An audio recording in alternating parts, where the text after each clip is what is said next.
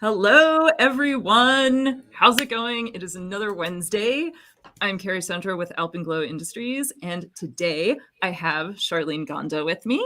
And she is amazing. She is at Charlyn on Twitter. If you are not already following her, you should. And she is a coder by day and maker by night. So, software engineer who makes all sorts of beautiful creations. And she's going to show us some of her creations, which I'm really excited about.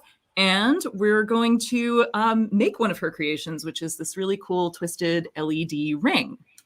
So, yay! Welcome to the show. Thank you so much for coming on. Thank you for having me. Yeah, no problem. There's so many things I don't even know where to start. Why don't we start with some show and tell? It's always fun to start with show and tell. Yeah. Okay. I've got a few things. Let's do this one because I'm afraid it might run out of battery soon. This was my first LED. This is my first Adafruit guide, which is nice. This capacitive touch necklace. It predicts your fortune only if your fortune consists of a yes or no answer. So, like, if you touch this, it dies. Okay. That's a great demo, isn't it? Yeah. But yeah, it says hello world right now. If I disconnect it from Bluetooth, then this capacitive touch actually does something. So I think I introduced the firmware bug there. But yeah, it's powered by this little power pack in the back. It also has a NRF 52840 chip, like the itsy bitsy one, Bluetooth itsy bitsy one. And this entire case is laser cut, which was really fun to like cram everything in there. And the wires are actually inside the chain. So I did a little bit of like wire wrapping there with gold floss. So that was fun / tedious. It sounds like a good thing to do in front of the TV, you know? Yeah. That's exactly what I did. I had to put on some Bob's Burgers to make it actually bearable. But yeah, I was super happy with how that turned out. And the matrix inside here is a dot star matrix, you know, the little itty bitty one from Adafruit. And the first time I saw that matrix, I was like, man, I need to do something with it. But I didn't know what for the longest time.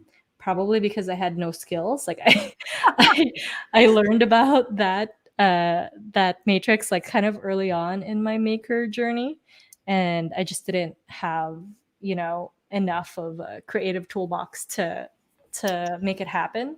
But that sort of black LED obsession actually started with this guy, this ring. Oh, cool.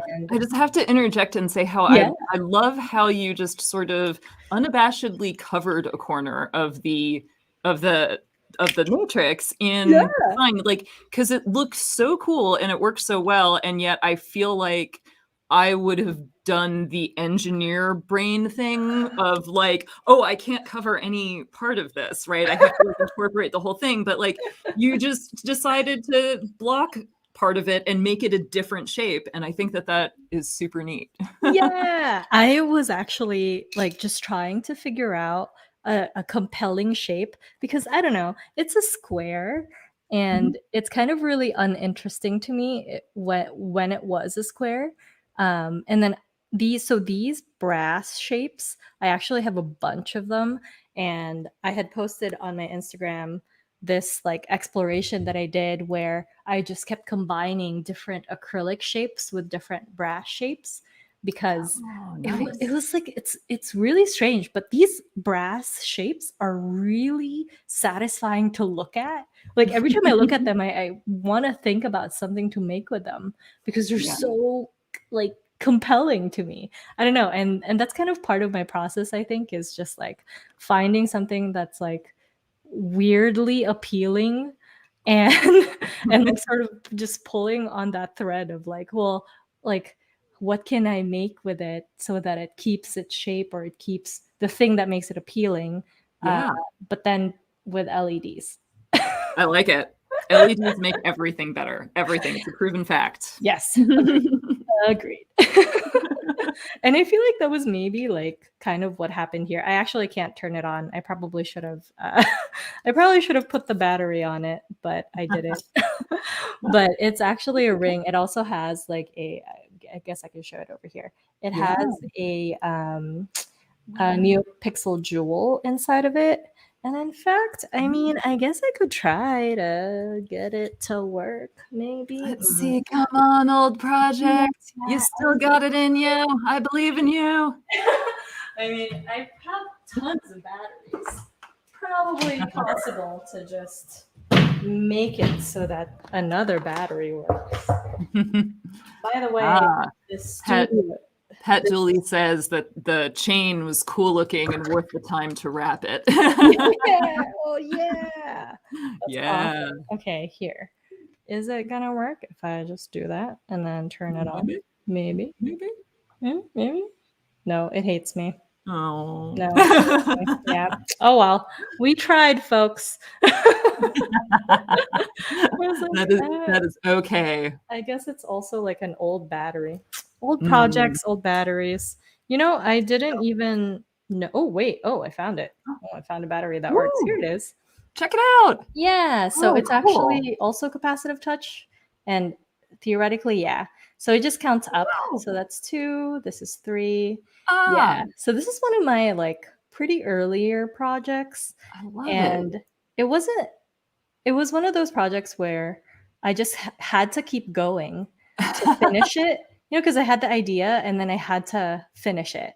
And I didn't think that it would end up like, you know, anything cool. Like I didn't know how it was going to end up, and then it ended up being pretty cool.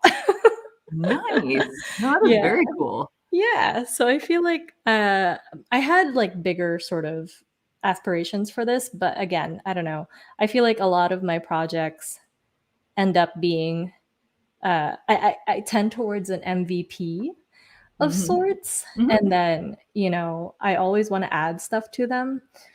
But I'm learning to just finish, right? Because you could iterate on a project forever. And that's actually something that I think I learned from Geek Monk projects from Deborah, because she is such a master at iterating.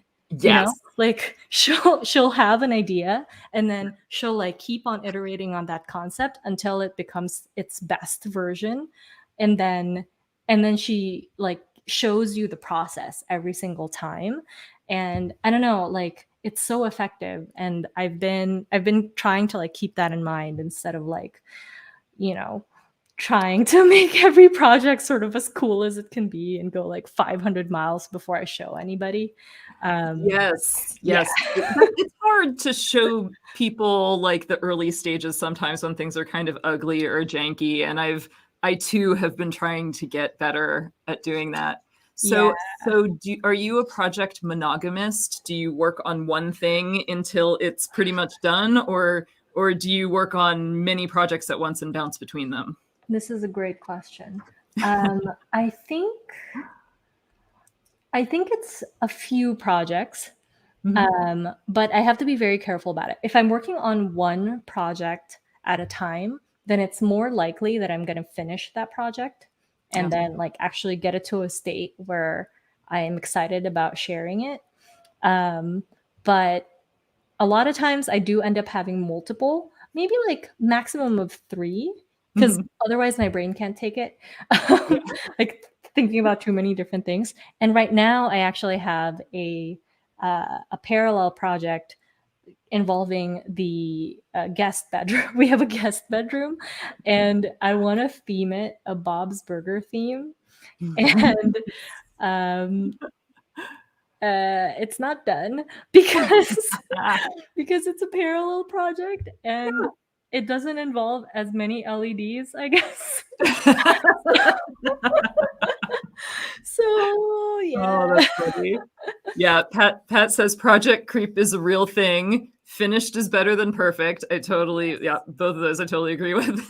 And they also like that the term project monogamist. I think I got that from knitting, because that's often a discussion amongst knitters, is like, how many projects do you have going at once? And some people are just like, nope, I work on one project until it's done, and that's not me. I have, Yeah. like, I don't know, 5 or 6 knitting projects going, and at least 5 or 6 electronics projects going. I think so. Yeah. Oh my gosh. Yeah. I think I'm like ideally a project monogamist, except that I hate it when I get blocked on a project. I have Yeah. to like then start another one. Like, Mm-hmm. but then I know that that's gonna get me in trouble.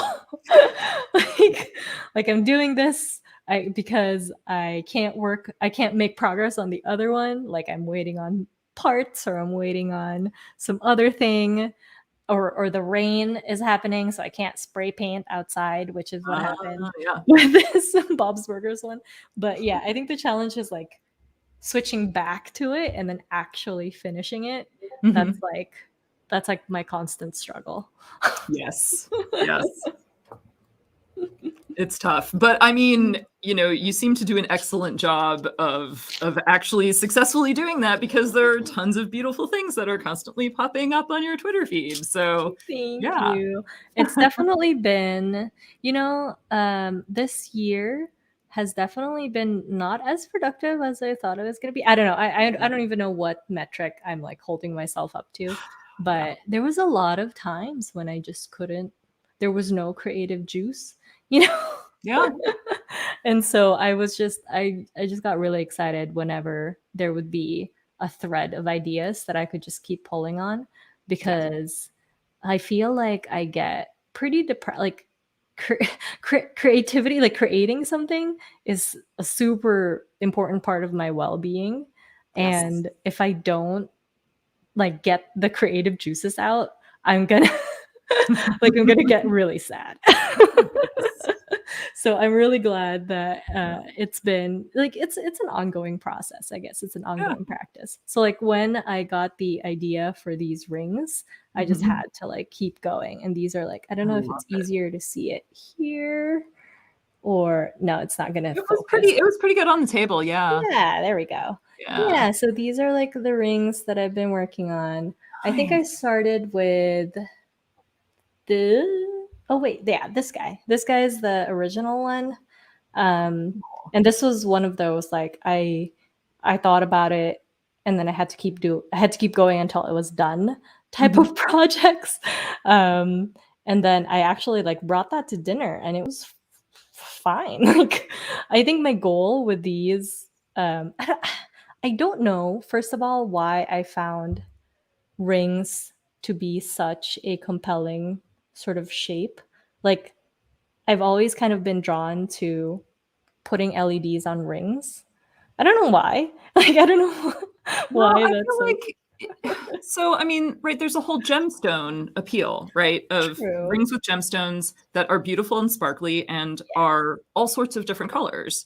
And Yeah. so it feels to me like gemstones and LEDs are kind of analogs of each other, True. right?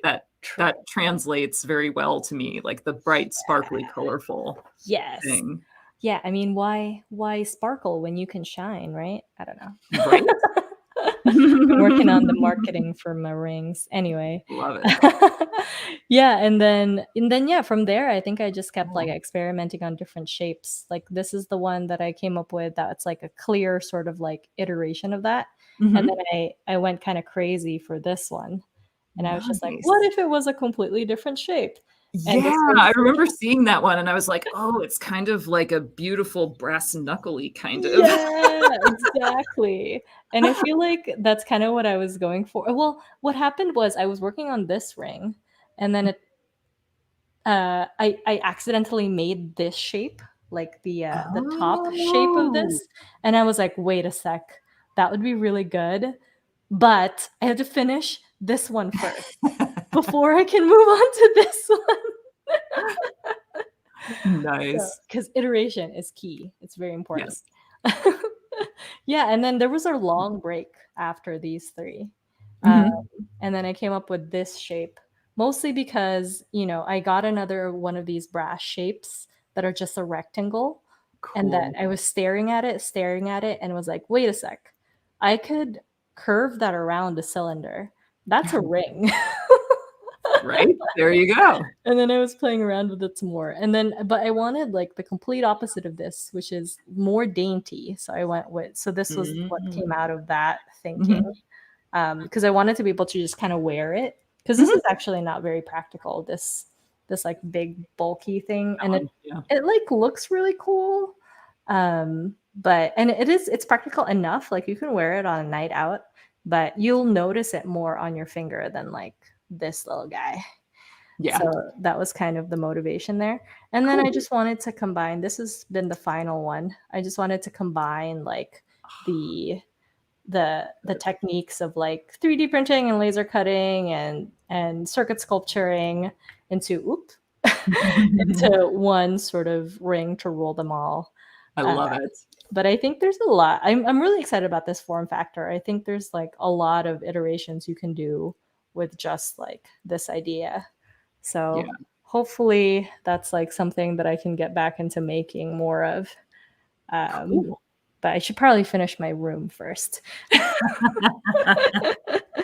So what do you tell people who say like, oh, you should totally make those and sell them? Oh my gosh. That's a pretty common pretty common refrain. Yeah. And I just know that it's one thing. It's kind of like, you know, as a software engineer, I could cobble together a script that will do a thing, but to put that into production and get that into people's hands is a different exercise entirely. And I think it's like the same with hardware, but 10x. Like I can't even begin to. I mean, it takes, just for this one ring, it takes me like a long time. I mean, we're gonna make one today, so we can see how long it takes. But to make something like this at scale, yeah, we could try to put an equivalent retail price on it. Yeah, there we go. Yeah. That would be really fun. But yeah, I feel like, you know, I just don't. It would have to be something really, and like honestly, I kind of have the luxury to not like productionize it at the moment because it's a hobby. So I'm kind of just leaning into the fact that it's a super fun thing that I get to do. And I don't, there's a certain hesitance in putting pressure on it in terms of monetizing it because I am afraid of like spoiling it for myself almost. Although that's not always going to be the case, right? Like I think there's a lot of people who like do the thing that they love and it makes, you know, it makes them, it's like a sustainable sort of lifestyle. But it's scary. It's a scary sort of thing to think about. Definitely. And it's a big deal to turn a hobby into work too. And I have definitely seen people like lose the enjoyment then that they used to get out of it. So, but it's also not guaranteed, right? Like I think there's also a world where both is true. Like you see like the negative parts of it, but then you also experience like all the positive sort of highs with that. And maybe I'm just missing out on that too. I don't know. It's different, right? It's very different. It's still stressful. It's just a different set of stresses, and there are still things that are wonderful about like the two, about like, you know, work or making a hobby your work, but they're just different. Yeah, for sure. And I mean, I'm sure you know how that experience goes. Yeah, I've done it a few times with both results. Like when I dyed yarn for a little while and was actually like doing yarn shows and going on the road and having booths at these different yarn festivals and stuff. Wow. And festivals. It's a whole world that I have not yet seen. They're pretty cool. There are different ones. I think the ones that I like the best are the ones where there are also fiber animals that you can actually see, and like fleece judging shows are really interesting because you like at the end after they've judged them all, you get to go around and just like paw all everything. Yeah. Pawing, no cuddling though. Yeah. Even though even though you really want to. But yeah, it's I didn't like it, I didn't like the dying enough for it to kind of in order to like do what I would have had to have done in order to make it work. Yeah. So Yeah. yeah. Well, it's good. I feel like the fact you couldn't have known that until you have gone through that journey, Yeah. right? Yeah. Absolutely. Yeah. And I And think it was that's a great break from engineering because I was super burned out on it. And then after I took a break for a little while, I totally kind of got back into it and got a lot more enjoyment out of it, kind of doing it on my own terms. So wow. it's super, yeah, it was good. It was a good break, even though financially it was not good. That's always the case. That's Yeah. always the eternal struggle, isn't it? But that's Yeah. crazy. I feel I have so much respect for you and the fact that you went through that journey, because that's an adventure. It was definitely adventure. I don't know. I still feel like the adventure is somewhat ongoing, but Yeah, that's right. Oh, and I'm so glad I get to be a small part of it. oh yeah. The more the merrier. Absolutely. Yeah. Yeah. Cool. So what's the first step of this ring? Oh, yeah. Should we make this? Should we do it? Yeah, let's do it. Oh my God. Okay. So the first thing is you need these 8160 0.81 millimeter rods from KNS, which you got there. Open Yeah. that bad boy up. And then we're going to have to cut this. Man, it's so this brass rod is also very satisfying to look at. Like, like it's just so nice. Like you can make so many things with it. Anyway, you want to cut it sort of approximately about the size, like maybe 2-3 times the size of your finger. So like I'm a size 7. But like I don't really take that into account. I would just like say, I don't know, I'd cut it so that it was about this. You know? Okay. Yeah, so like it's kind of hard to see, huh? But yeah, just like about that much. This is like about a third of the entire length. Okay. Yeah, and like we can kind of take a lot of liberty here because a little bit longer is better, just like how cool. most things in life measure twice, cut once, but we're not really measuring here. Okay. I'm going to cut it at 4 inches. Yeah, there you go. Nice.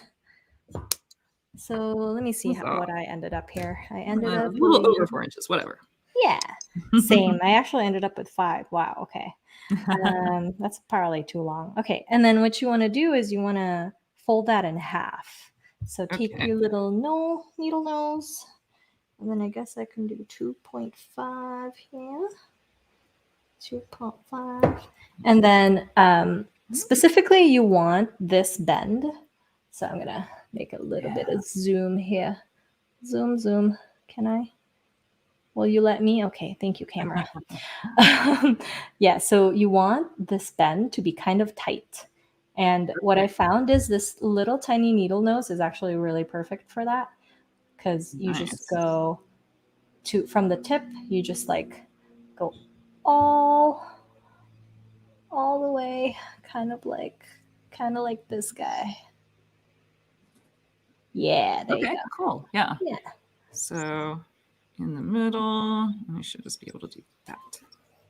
Yeah. There you go. Perfect. Beautiful. Cool. Looks great. And now we can take and I didn't even make a perfect half here, but that's okay. Let's take one of the sequins. Pick your favorite color. I'm going to go with white.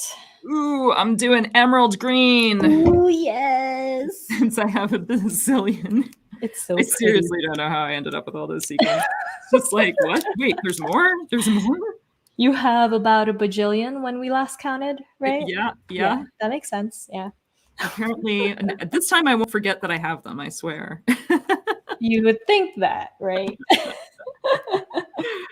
Okay, so now you have the sequin all nice. We can stick the wire on it just like this.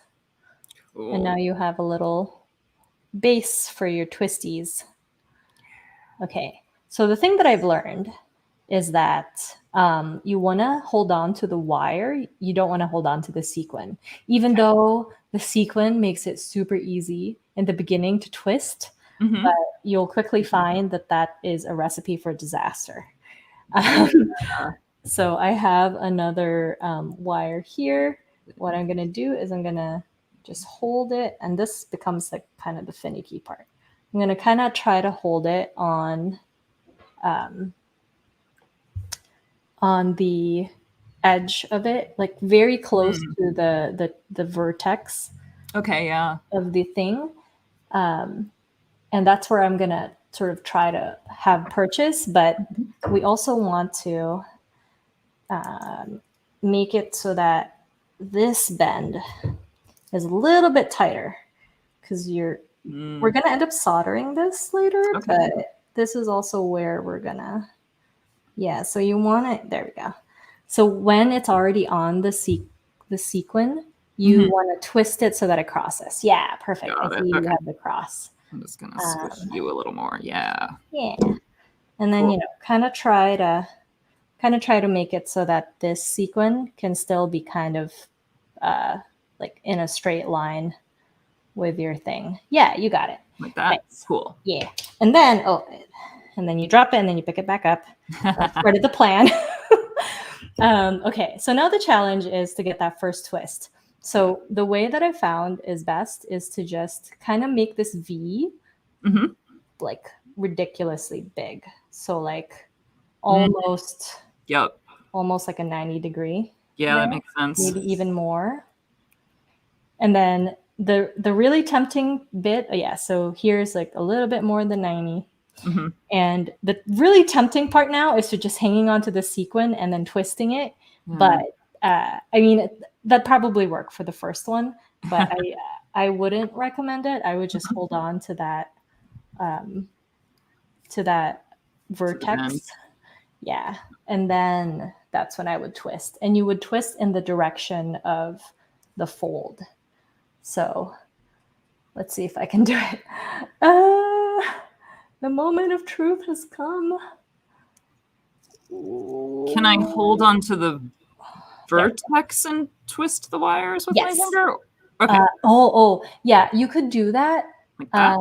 But I think you would find that you want to make the twist as close. I don't know if you can see this, but you want to make the twist as close to that edge or to the hole as possible. Okay. So you might want to pinch the vertex in the middle of it, sort of in the middle of the loop, like this.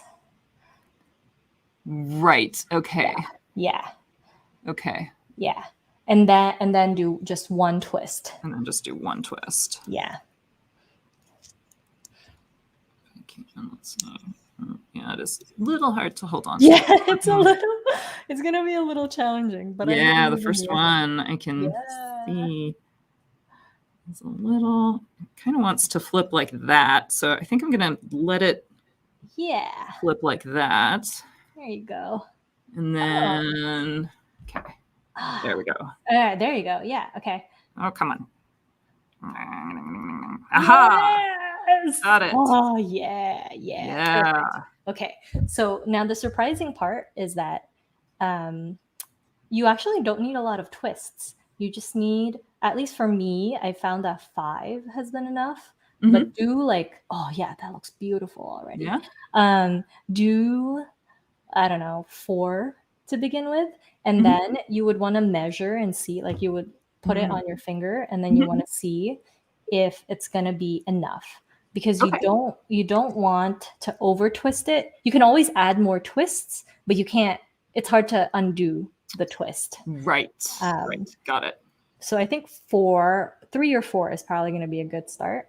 Okay. Let's see how you're doing it. Yeah, so I'm gonna try it. Holding. Hello, Bob. How's it going? Choo choo choo choo. Oh boy. You came in ring twisting central. Oh yeah. Oh boy. Okay. I had a hold on it earlier, and now it hates me. All right, here we go. Here we So go. I'm just gonna.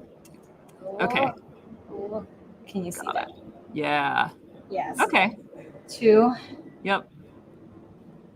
Yeah, 3. and the further, the further the wires are split, the tighter you can twist it. Yeah. Of course, I'm doing mine in the opposite direction that you're doing yours. And the beautiful thing about it is that it's symmetrical, so the direction isn't too bad. Yeah. And then I'm gonna do 5 just because I know that that's gonna be. Let's see, I got 4 here. Nice. Awesome. I might have to do like a little hammered effect afterwards so that the There you scratches. go. Yeah, I actually made a little bit of a mistake here, but that's okay. Because that first twist isn't as like nice as I thought it was gonna be, but that's okay. You know what? That's the beauty of making jewelry for yourself, is you can forgive yourself. Yep. So you see how this 5 is already sort of halfway, and that's kind of just where you want it, is because if you're going to add another one on the other side, and you want it to sort of terminate right here, right where your palm kind of starts, because this is where the battery is going to go. Okay. And you want like some straight wires for that battery holding part of it. Yeah. I Okay. think I'm gonna do one more because I want it to be. I think I want it on my index finger for whatever reason. Yeah, because why not? Because why not? Yeah, and here is also. Yeah, I'll wait before I move on. There we go. That's a nice twist. I think that'll be good. It's so tempting to just keep going with the twisting. Right? But yeah, I've had to waste some rods that way. So yeah, I think now LED will be in the middle, and this will be down the side. Nice. Yeah. That looks great. Cool. Yeah, and then now this would be a good time to use, if you have your little I do. I've never used these before. Yeah. So these are just like regular pliers. What I like to do is so the back of the sequin would go towards the circle part. Yes. But then I would grab the wire, not the sequin. Mm-hmm. And then I would sort of just twist it. Oof, this is going to be. It's always a little bit more finicky than you thought it's going to be. But just like sort of bend it. And it doesn't need that much bending, but you can you'll feel it if it happens. And it'll actually sort of spring back on you anyway. Yeah. And you don't have to make it super tight. It just has to be a little bit curved, just so you can kind of test it on your finger again and see that, hey, that's looking like a quarter of a ring. Yeah, there you go. Yeah. And yeah, there you go. Oh yeah. Yeah. That would be all right. Yeah, and you probably want to even like bend that out a little bit more because it'll probably be more like, this kind of a thing. Yeah, there you go. Nice. Cool. Okay. So at this point, we can solder, or we can go. Actually, yeah, let's do the other side before we solder. So if you keep it unsoldered, will it twinkle? That's a great question. I've never tried it. The soldering just helps make it so that it doesn't sort of move around. on Yeah. on this hinge. Mhm. But it probably will. It probably will still light up and then maybe even like have this sort of twinkly blinking effect. That Yeah. would be interesting. I might leave mine unsoldered for now Okay, and try sounds it good. out. Yeah. The only thing that I could see is the holding. The battery holding might not be as springy as you want it to be. Ooh, Yeah, because it yeah. kind of relies on that circle On to, the continuous structure. yeah, to like Yeah. to clip it in. But We'll find experimentation is out. key. Yeah, we'll find out. Great. So now that you have your first side, we can do the same thing on the other side. Ooh. And if this was I feel like I actually advised you to do a much longer one. It should have probably been like half Well, of that length. but it's easier to twist it with long tails too. So That's true. it's I feel like it's serving a purpose. It's not just like wasted wire. Exactly. That was totally my thought process too. Hey. Totally what I thought about. I'm gonna do a 4.5 this time. Ooh, I'm gonna because- try. We got a pair of these little round nose tiny ones. pliers. Oh, I might try interesting. using that for the first bend to see if I can get it any like tighter the first nice go and around. tight. Oh boy, that's gonna be really interesting. We'll see. 2.25, I guess. There we go. That's pretty good. Yeah. Let's do this guy. And This guy. let's see. I'm gonna thread it on here. This is where, if this was a YouTube video, we would have a build montage music. Oh yeah. something synth poppy. Dun, dun, dun, dun. I don't know. Eye of the Tiger is always my montage go-to. It's probably more epic. I've definitely tried to do like one time tried to do a live stream with music, but it's more complicated than it looks to do that, because then you have to like route the audio somehow, and at least on a Mac it wasn't super straightforward to do. Yeah. And then I think what had happened was, my voice kept cutting in and out as the music was playing. So I don't know if it was something that I would really recommend, but it was fun. All right. Bob says Mission Impossible theme. Yeah. Okay, I got it. So I got some hold here. Bend these guys out a little more like that. Nice. Yeah, you got it. That's a good angle. This one's twisting the opposite way because it just is. I haven't even paid attention to what orientation of twist. I think twist orientation is hard to tell for me. Like, I don't know. I have problems with telling my left from my right. Or like at least naming them. Like I know if I point to it, that's more accurate than what I'm naming it. So if I go like this and I say right, is this even correct? I guess it depends on if my video is flipped. It depends upon which camera. Yeah, that's right. Yeah. But yeah, whenever I'm giving directions to Brian, my boyfriend, I always tell him, look at where I'm pointing, not what I'm saying. Because it might be wrong. It's do real. Do what I do, not what I say. Yeah, exactly. Apparently, it's a real thing, directional dyslexia. No, it definitely is. So I'm like, okay, I feel a little better about it. I always have to think about east and west before just spouting off. North and south are easier for me to just be like, yeah, north, south. But like, for whatever reason, east and west, I have to like spend a split second to think about it first before I can say the right one. Are you oriented like in a space, if you're in a place, do you always know where north, east, and west is? Because I'm not.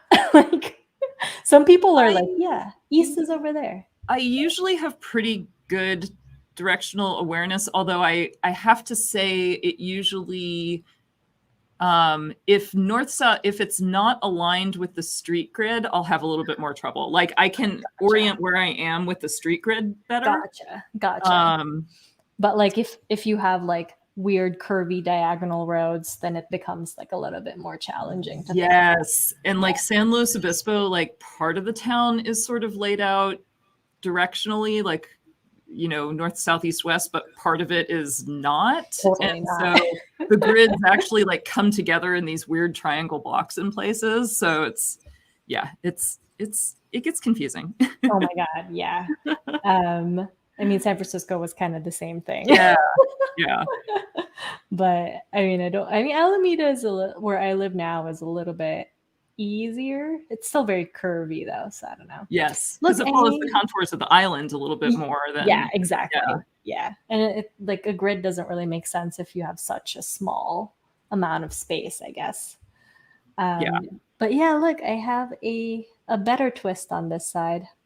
Nice. More straight. This one nice. was not I think mine is like coming together a little bit better for this side too. Yeah, that looks great.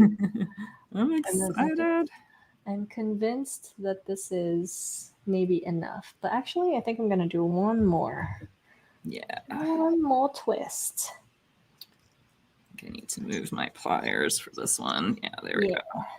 I specifically actually wrapped heat shrink around this little plier just to be able to do these twists a little easier and kind of not damage the thing. Mm-hmm. Also, I'm really bad at doing this on camera. Like what? It adds another, the live aspect adds some fun challenges. Yeah. I'm like, where is it? Where am I? What am I looking at here? Ooh, is it gonna twist? It's gonna twist. I feel like. Yeah, there we go. There we go. That's one. Good. Cool. And then I'm gonna do some bending. Yeah. Do this band here. Okay, make sure that they're going the right way, agreeing here. That was actually the most challenging part. Well, one of the most challenging parts of doing the recent CircuitPython course that I released was doing things on camera, especially coding. Coding on camera was not easy. It was, I know it's supposed to be easier than live coding, but you know, so I'm doing I've been doing a couple of videos for Make, and so the last one I did, I had like a little bit, I was like, oh, it would be cool to show just like typing in the Arduino code so that there's just a little motion on the screen so that you're not just like staring at words, right? Oh my God. Dude, I made more typos after I clicked that record than I ever do in real life. And I'm just like, are you kidding me? Like, what is going on?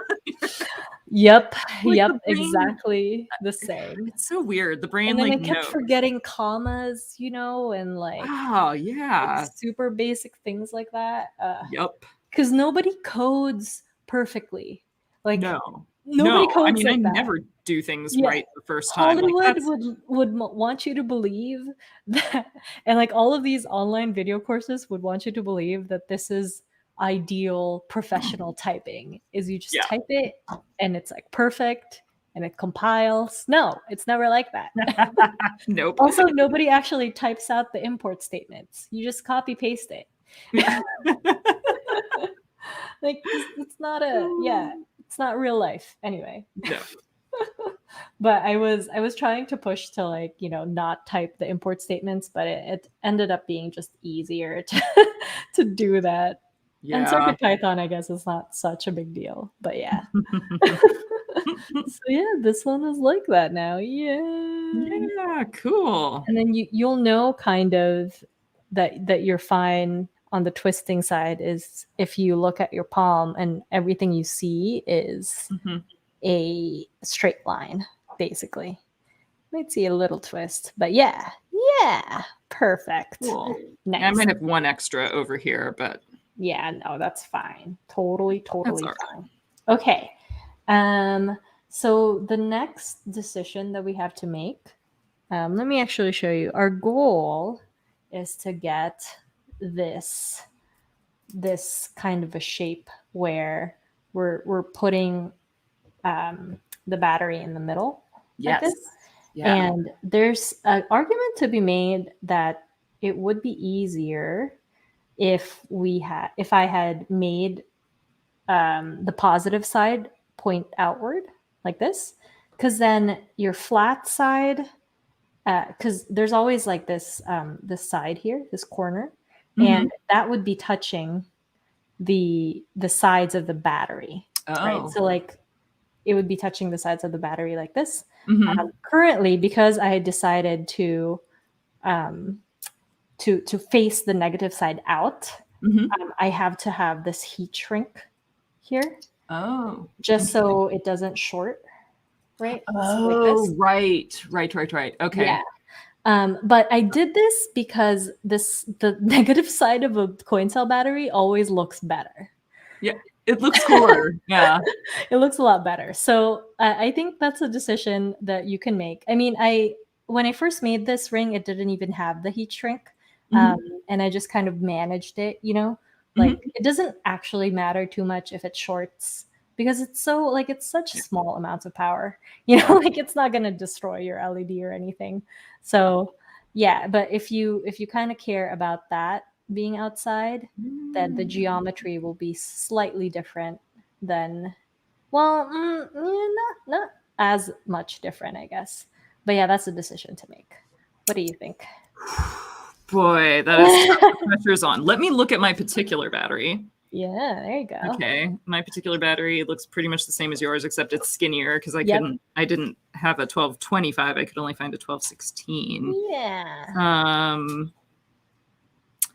I don't know. I do see what you're saying, like how this side is kind of more interesting and textured. Yeah, it's like nice and stippled. Yeah. And that's actually what I actually kind of picked up that difference from Yuri Pros. I don't know how you say his last name, but like he does a lot of circuit sculpturing, and his pieces always have the negative side up.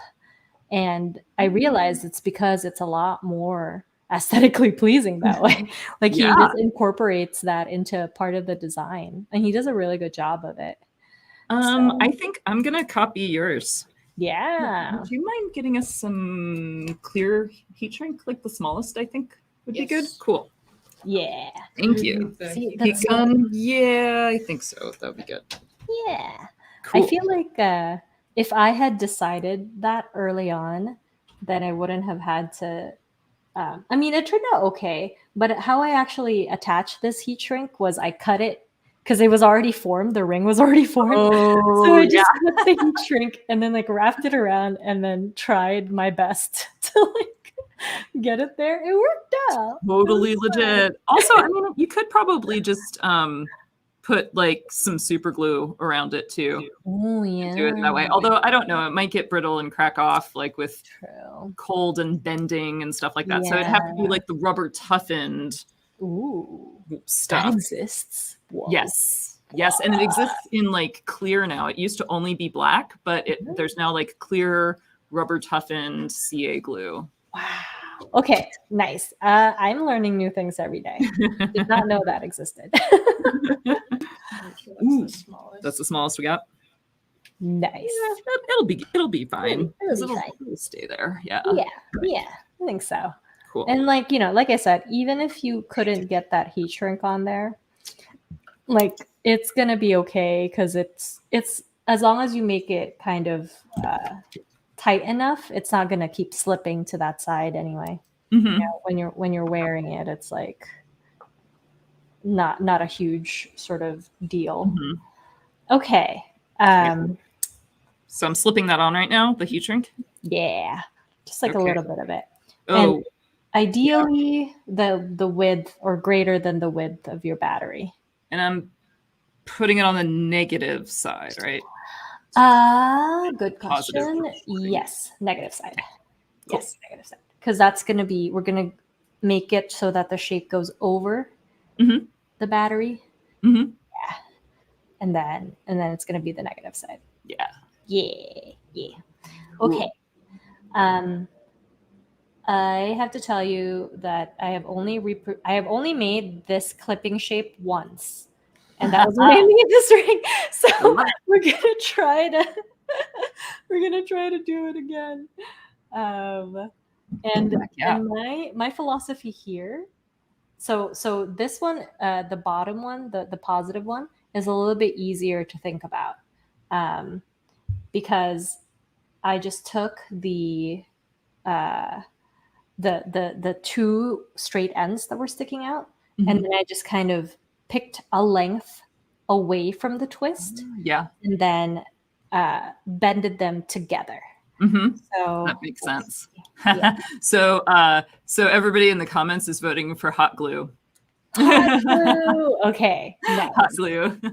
Or Suguru. That's a good one too. Yeah. Is the rubber toughen the same as flexible CA? I think it is now. Yes. I want to say yes. I know it is rubber toughened because that's how it sort of like originally came out with in the black formulation. But I think that it's now called flexible, but it's like the same stuff. And maybe the clear isn't like rubber, maybe it's like plastic of some sort. But yeah, it's like the same. I think it's the same stuff. Nice. That's awesome. Ooh, or paint it with UV gel coat nail polish. Ooh, that is a good idea too. Love it. I know. This is great. Okay, so now we got to figure out this side. So the positive side, I think it would be good to make it so that your two V's that are sticking out are kind of coplanar almost. So like I would just hold on to this twist, and then I would very gently, maybe not too gently, try to, that's a good way of doing this. I might actually just, because my kind of want to be 90 yeah degrees-ish to the LED twists. Yeah, and maybe actually, so this is kind of where you just use a little bit of maker ingenuity here. I would maybe just twist this. Yeah, there we go. So now I kind of have this thing going on where from the LED, I can have a curve that goes kind of in a straight line. But that'll allow me to do is, yeah, so this V already exists. Right? So now you can just pick a point. Yeah, there you go. Yeah. So now you can just kind of pick a point after the like some length after. It almost doesn't really matter as long as it's not too far away. And then you just bend it. Yeah. That.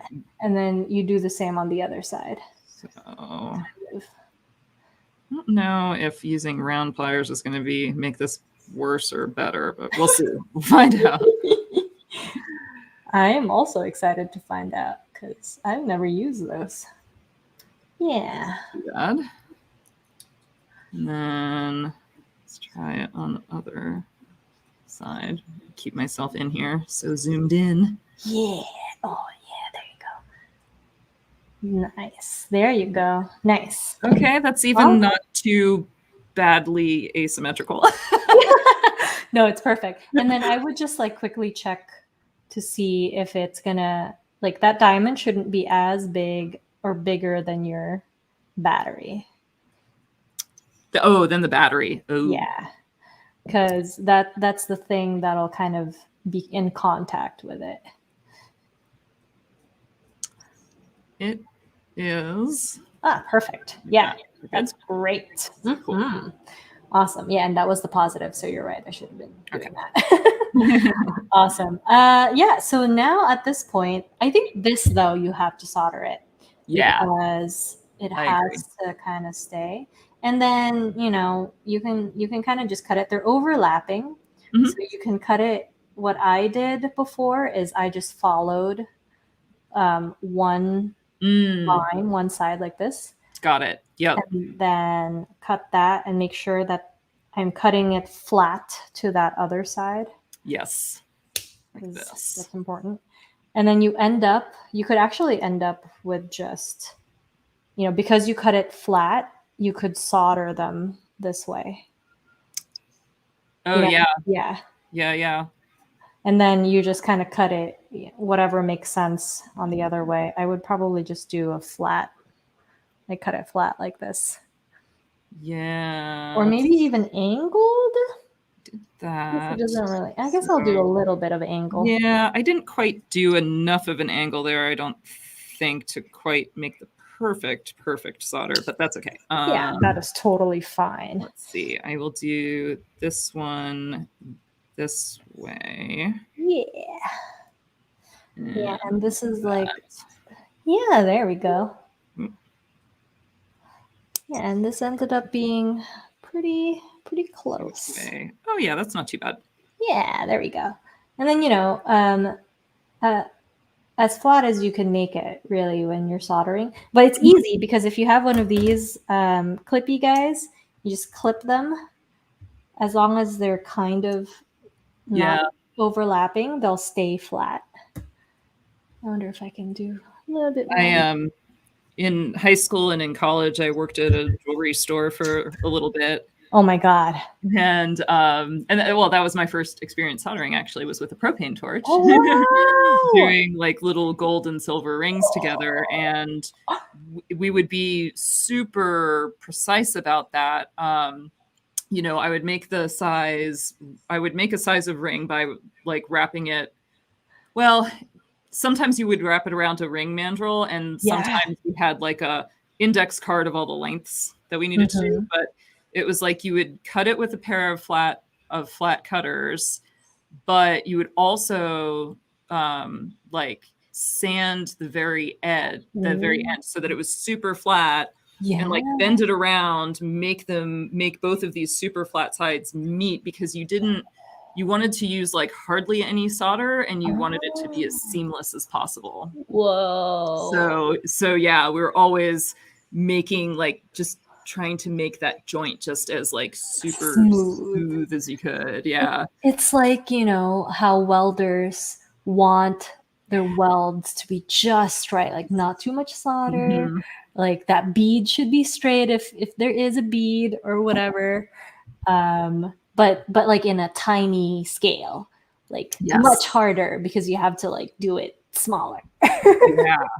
Let's see if I I've can use this I've little. always wanted to like do some, like, I don't know, some soldering with like fire, but it's been It's exciting. like I've been watching some YouTube videos about it and it's so scary looking. Oh, it's not. It's not. I don't know, you get used to it. But I also like, I have been around propane a lot. So, camp Yeah. stoves and stuff like that. They don't bug me. So Yeah. yeah, it was like a few times though, you'd twist the torch, you'd do the little like Yeah. Priming. it's the spark thing, Oh, right? yeah. They're like Uh-huh. the spark things that I don't know, there's probably a word for the style of like spark lighters, but you pull them together and it drags a tip across the metal to create the spark. Yeah. And so sometimes you'd go and it wouldn't light, and you're like, oh, turn it Oh. off, like Turn it off. Yeah. get the place out of it. Of course, this was not like in a very well ventilated area or anything. Right, of course. Yeah. Of course. Oh my god. Well, I maybe one day I'll be brave. I just like, I don't know. It just seems like there's so much flamey things. There's I so know. many I know. things. But yeah, this should be ready. Oh, you have a little one of those PCB ones. Nice. So Bob says, what if you take one leg, bend it into a diamond? Oh, then wrap the leg around the twisted part. Then you could still solder the cut end to soften it. Yeah. Yeah. That's actually what Lots of different ways. That's kind of what ended up happening on the other. Well, actually, that's not true. There was like this other side. You can see that it's not perfect. Like the solder joint. Oh, yeah. On the bent side of it. And that was because I didn't have a plan. Like it just kind of ended up that way. But I think the diamond is like a nice place to start. So we might do that on the other side too. Nice. Yeah, at this point, are we soldering? Is that what's happening? I think so, right? I've never live soldered before. So, I mean, I think it might be as hard as live coding. Oh no! Am I not plugged in? I probably should have tested this earlier, huh? Wait, I'm gonna. We're chill here. Yeah. I'm gonna figure this out. All right, let's see. There we go. I am in the matrix. Yeah. I actually don't know. I'm obviously a beginner and not a hardware engineer, but I always feel like the soldering iron should never be on a extension cord. Oh yeah, I mean, if you can help it, it's not great. It's just a lot. It's a fair bit of current. That's why. Yeah, I mean, like it's so fast. It heats up so fast. And I'm like, you would have to have a pretty solder joint. Okay, hang on, I gotta fix this. Oh no! Yeah, I think I feel like it sprung a little bit when it heated up, and it kind of like. Oh dear. Oh, yeah. So we might kind of fake this by just adding more solder and seeing what happens. Yeah, of course. I found too that it's probably fine without the flux, but a tiny bit of flux on brass ends up being tiny bit more. Man, I don't know. It like makes the solder stick a lot more. Yeah. So I'm gonna turn on my fume extractor here for a sec. Do it.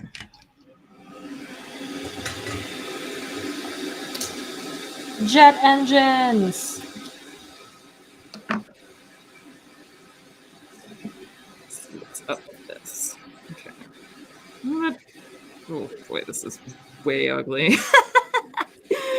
Oh, way ugly. It's okay. It might just be ugly for now. Yeah, I think you're fine. And it's like not the. I think the solder joint that you should be a little bit more concerned about is the one by the LED. This one is going to be hidden by your hand, so it's fine. Yeah, so I got this guy. It looks like this. All right. It's not too bad. It's not terrible. That's not too bad. It's not as beautiful as I would like it. Oh, no, it looks great. It looks amazing. All right. And then now we got to do the same on the other side. Oh, but the other side is slightly different, right? Because it's going to be... I'm going to turn this off. Mm-hmm. There we go. The other side is going to be slightly different. Oh, okay, sorry. Now, let's stay on the positive side. That one will need to be bent. So, yes.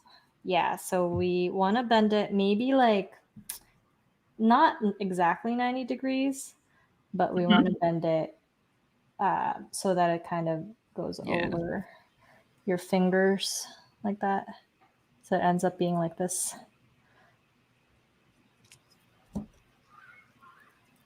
Yeah. Yeah, I think it needs a little. And then that's your one side done. Yeah. And it should kind of be comfortable. And you might, finagle it so that it's a little bit straight on your finger here. What am I doing? I'm doing this finger. Let's see. Yeah. I need, let's see.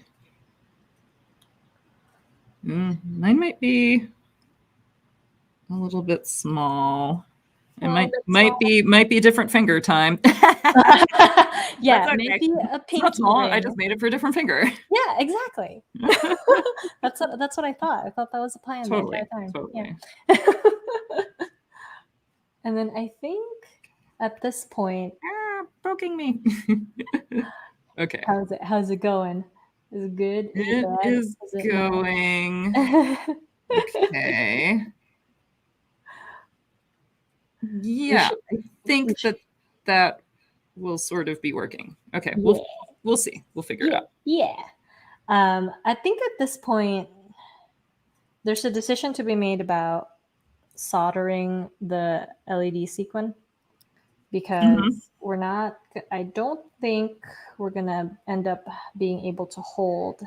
Actually, this looks kind of strange right now. Why is it? Let me just take a look. Yeah, I think I need to bend it a tad more.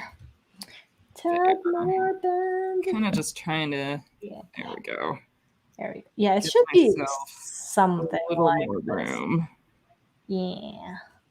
And then I think actually I'm gonna solder the LED sequin because that ends up being very useful in terms of how you're gonna shape the next part of it, which is the battery, like the negative side, the thing that's gonna actually like hold it. So I'm gonna hold on to the sequin like this.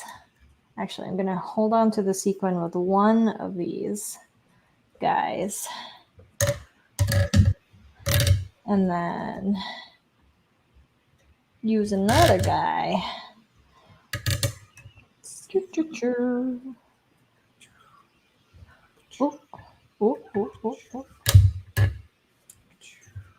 Oh yeah, the heat shrink. Oh, I was gonna forget the heat shrink. The heat shrink. Don't forget the heat shrink. It's a common thing to forget, I suppose. Where is my heat shrinks? I should go. Or maybe I have them right here. Yeah. Yeah, I got this guy. My God. See, this is why you're the professional. You remember things like this. Oh, we don't always remember heat shrink around here. I always forget the heat shrink. And then I just kind of go without it sometimes. I know that's really bad. Okay. Yeah, so I'm gonna do some soldering on the sequin here. Although I know that you were thinking about experimenting with that. I'm gonna see about keeping it free for now. Keep it free. We'll see. Okay, there we go. Just because I feel like it's gonna make it easier on my brain. Here we go. Gonna turn this on. Safety first, folks. But also maybe visibility first? I don't know. Yeah. Uh-oh. Yeah, the tricky thing about soldering the LED sequin is you have to align it because you're going to lock in that position. Right, So if this position is wrong, it's a little bit hard to undo. So you kind of have to sort of position it and make sure it's sort of in that position when you solder it. Yeah, correct. And then also the trick is to trying not to put as much solder. There we go. Because I don't want to have it bleed on the other side. Ooh, I don't know if my fume extractor is really working here. But I mean, it's working perfectly. I am being safe. Yeah, so it looks like this. So now you can kind of see that, that looks like kind of a ring. Cool. Even though it looks a little bit kind of funky, but I think it'll work. I think I also made mine kind of short. Oh no. It maybe is also a pinky ring. Right? Oh no. Okay. That is okay. Maybe a ring. Oh no. Yeah, no. I think it'll work. Maybe. I don't We'll see. Okay. I mean, the beautiful thing about batteries is that you only need a little bit of a contact with Yeah. them. So this is maybe okay. There we go. Cool. Okay. So now we got to figure out this guy. And I think what ends up working is if this becomes kind of straight. So just take whatever is one that looks like it's kind of bent, and then kind of get it so that it's kind of force it to be straight. And maybe I will make one more twist here. Last minute twist. Last minute twist. Yeah, last minute twist maybe. Just because I know that. Let's see. That's going that way. Let's go that way. There we go. Just a little bit. So tiny kind twist. of like that-ish? Yeah. Because then what that allows you to do is actually put the heat shrink on. Yeah. So now you can actually put the heat shrink on. Oh, I already put the heat shrink on. Oh, right. Like that. Wait, the heat shrink's on the positive side, right? The one that we already No, did. it'll be on the negative side. Right? Because it'll be kind of over. Like oh, that's right, because the negative's on top. Yeah, because the negative's on top. Well, fortunately, my heat shrink is big enough to just slide right over this LED. Oh, yeah. And now it's on the other side. Beautiful. It might have started that way, frankly. I mean, whatever works. This is why makers are great problem solvers. And then I'm just going to do a little bit of bending here just to kind of attempt a circle. It's my attempt at a circle. Okay. Cool. Okay, so I'm gonna slip this on. Okay, and now that we have a sort of flat-ish type of thing, you can kind of do this. Ooh. Where you can like start making it straight. Okay, yeah. Yeah, and then. Ooh. Okay, so do this. Grab it here. Perception a little bit. And then kind of go that way a little bit, I think. Right? Yeah, so this is kind of your goal, is to like. Oh, okay. I think I'm going on. Got it. Be able to. Get it.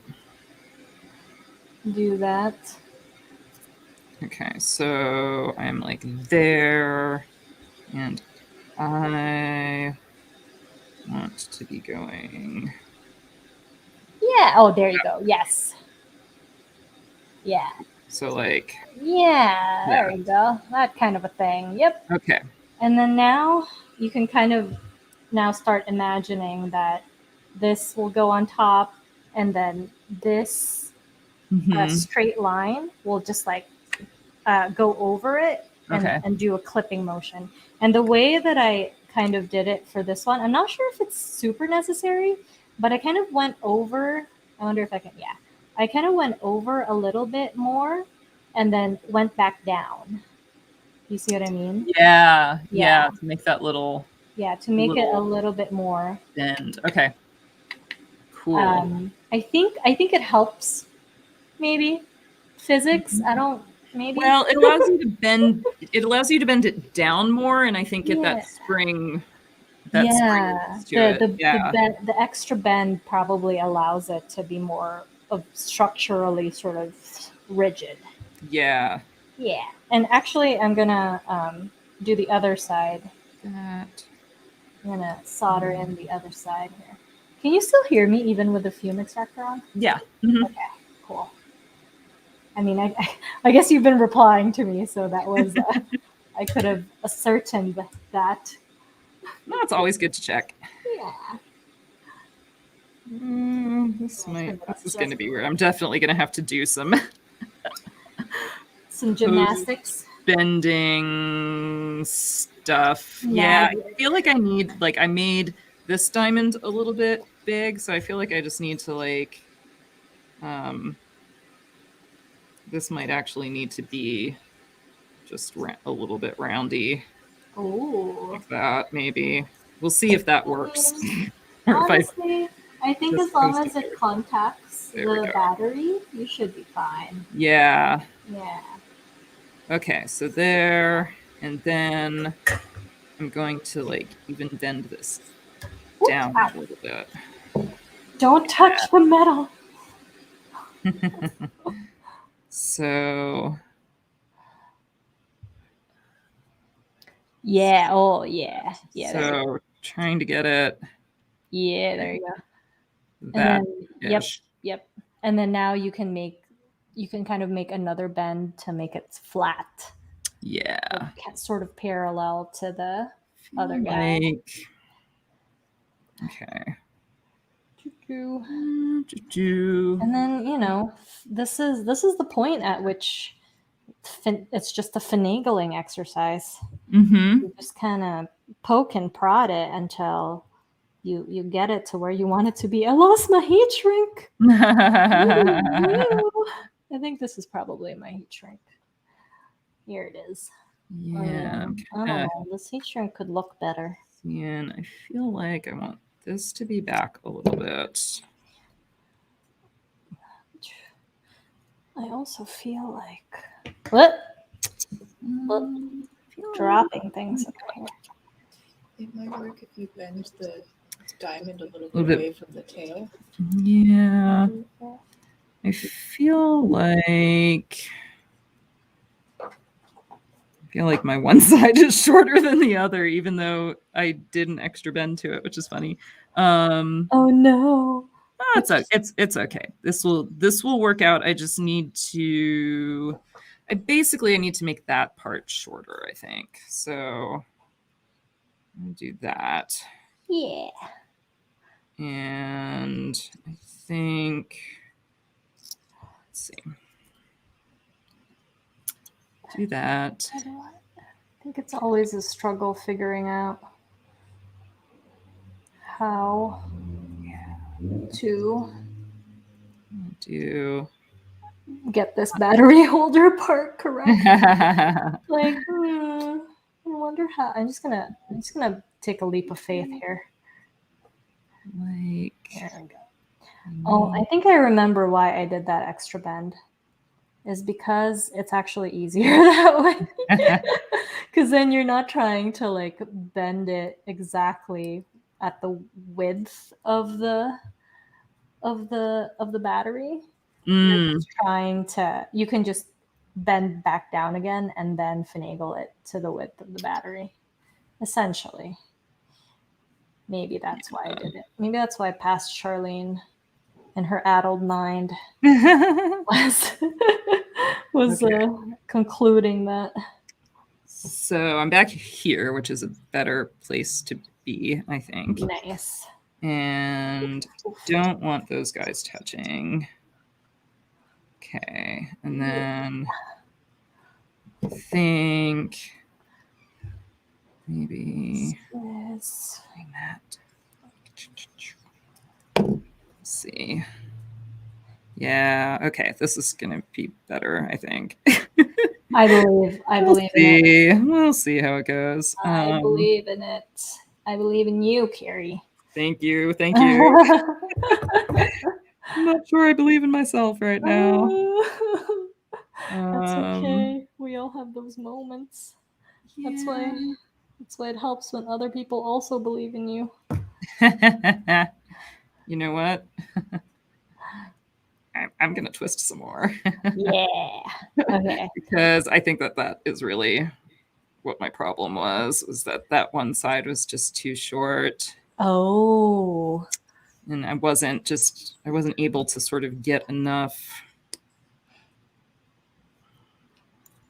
purchase on it. And you know, you're doing really well I mean, this is like your first attempt. I had wasted right? Iteration number 1. Yeah. I had a lot of like wasted brass rods when I was doing this.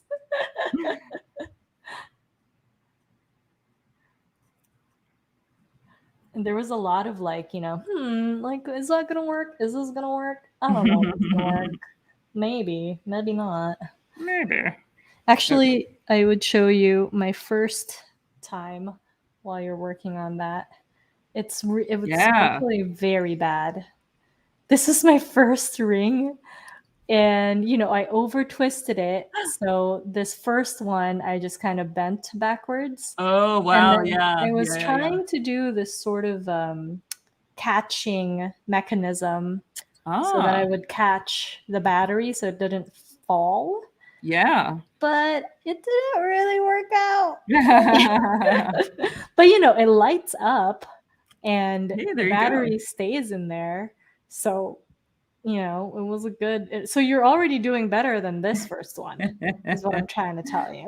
Well, thank you. Thank you. I appreciate it. So, okay, I think I am now ready to put this straight again. Nice. Okay. And all right. Bending these guys more or less parallel. Yeah, there you go. And this is I think turning out better. Oh yeah. We shall see. I'm also gonna attempt to do this heat shrinky thing. Is it a good idea to be holding a metal thing while heating up a heat shrink? Find out. Don't do this at home, kids. Let the professionals or non-professionals do it. Oh no. Maybe. I don't know if this is gonna work. This heat shrink might be too big. Here. Man, I am having trouble with this clasp. Just doesn't. Now it's like too long. How did that happen? Oh no! No, it's fine. I'm just the wire gods. I'm just screwing things up here. This is the trickiest part of it. Trickiest part. Yeah, I see why. It's like,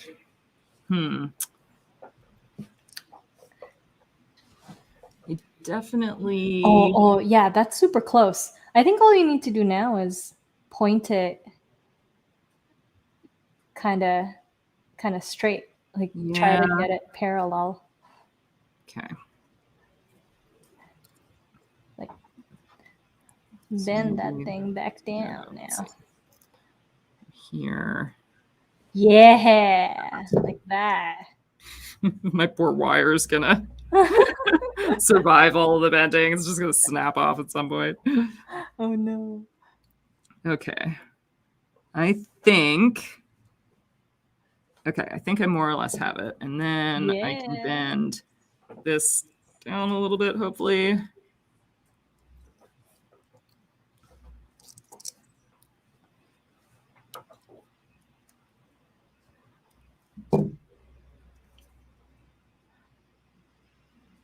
Oh yeah. Okay. And then yeah. Oh yeah. Yes. Okay. I think we're pretty much golden. Yeah. There. And you can maybe even try need to wearing it. Yeah. Need to make this point that way a little bit more so that it's more planar. There we go. There we go. And then I can kind of make that a little bit more, I can make this part like a little bit more backwards. Yeah. Yeah. I see it. I see what you're saying. I see what you're doing. I hope so. I see what your brain is doing. Let's see. This is great. I've never made anything on a live stream. So this is like a great experience. I've had my share of successes and failures. It's okay. Like that's what happens when you make things. Yeah. I mean, that's how you know this is a live show. That's right. We keep it real. That's right. Oh, I'm finding the comment section. Wow. I was in the chat tab. Oh, yeah. I'm a noob. That is okay. That is okay. Let's see. So that, and then kind of, let's see. Yeah, it's being a little bit hard to do, but let's see.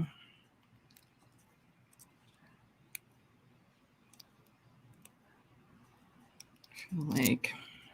Oh, apparently, I'm like reading the comments, and apparently, as long as the extension cord can take the current draw, if this is back when I was wondering about soldering irons and whether I should be them into extension cords, should be okay. All right. That's good to know. I think that is the super ugliest bend I probably could have done. But I'm not very happy with that bend right now. It's too big, and I don't quite know. Oh man. It's kind of sticking up. I feel like that's going to be a utility issue. Like, oh my god. But I kind of have the same sort of thing going on where I'm like, it's kind of sticking out a bit here. Yeah. So it's not too bad. Okay, yeah. It's not too bad. Yours is daintier than mine for sure. Yeah. Let's see if we can fix this just a little bit. I feel like it's so interesting. I felt like I needed more twists, and now I'm like, maybe I don't. I know what you mean. Too many.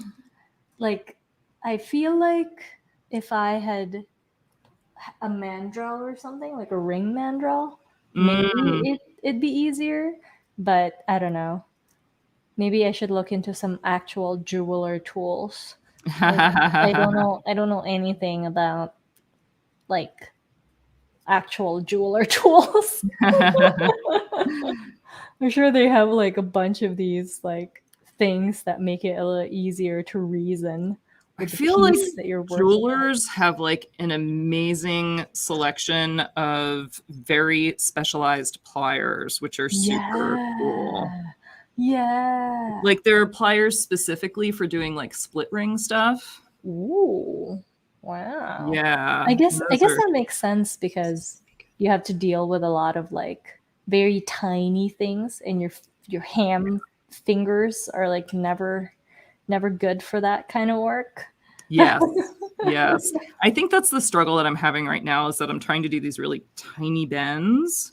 Yeah. And I was trying to do like both wires at the same time, which I think was causing me some extra trouble. Oh man. And doing one at a time I'm having much more success with that. Nice. So okay, I think that doesn't look nearly as ugly as it did before. It's still not my finest work, but that's okay. That's okay. It's not as terrible. Okay. Yeah. So yeah. And now you can kind of see, you could probably just like stick a battery in just to see the fruits of your hard work. Yeah. See if it lights up. Well, okay. Yeah, that's true. I guess I don't quite. I see what you're saying though, now that I have it all. It totally does need to be soldered. Yeah. Or else it's just too floppy and there's nothing to hold the battery in place. Yeah, I know what you mean. Yep. Yeah. But I mean, it's possible that you heat shrink the battery in. Oh. I don't know. Maybe. I am going to, and that might have also been part of the problem too, is that since I didn't solder mine, I was kind of fighting more to get it in the shape Right. They Yeah. were because Yeah. things were like flopping around. Yeah. Let's I see. could see that. But experimentation is worth it. That's right. Yeah. It's like, why is this like this? Oh, that's why it's like this. Okay, I get it now. But you had to try things. Yes, It's you have to always try good. things. It is a good quality in a maker, because then you never know. You don't know until you take that journey. Like we Exactly. said earlier, it's like we're going full circle here.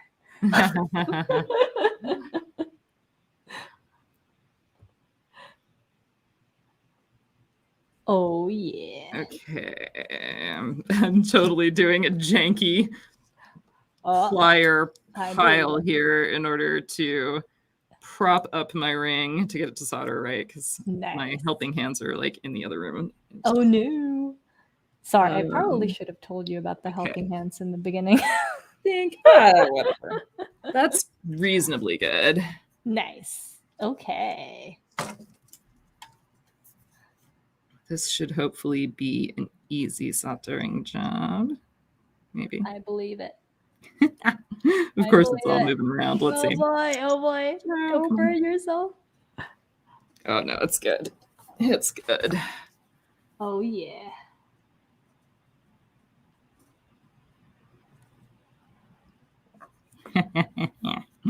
Yeah, it's a little tricky to keep it all from moving. There we go. That's good. Oh, that looks good. Woo, yeah. It's hot. Oh, hot. Okay.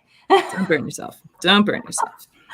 The number of times that happened to me, and I'll tell you, I'm like, because it's so exciting, it's like after you solder it, it's done. I know. I should probably like tape this in place. Oh yeah, that might be a good idea. Yeah. If you have any tape. I mean, here I can. Or you just hold the other side now. Oh, don't do that. It'd get hot. It's other side. Other side. It'll be good. It'll be fine. Okay, professionals. This is what I mean. It's like after you've burned off all your fingertips already. How many burnt fingers can you consider yourself to be a professional? I think one. Maybe if you burn your fingers once, you're a professional. Definitely gonna have to bend that again.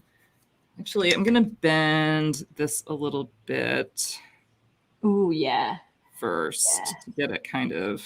And if you have solder there already, it'll like make it easier. Easy band. Easy peasy. Easy peasy. Not too bad. Let's see. I kind of want to help it open up a little bit. There we go. By holding it like that and then doing that so that I'm not putting pressure on the solder joint. Nice. Oh, yeah. Oh, look at that. Okay. Oh, yeah. So now, let's see. Now that's pretty good there. Yeah. This kind of wants to be over. Yeah, that'll straighten out a little bit later. Okay. Yeah. Okay, so now back to our plier pile. Invented right here, folks. Plier That's right.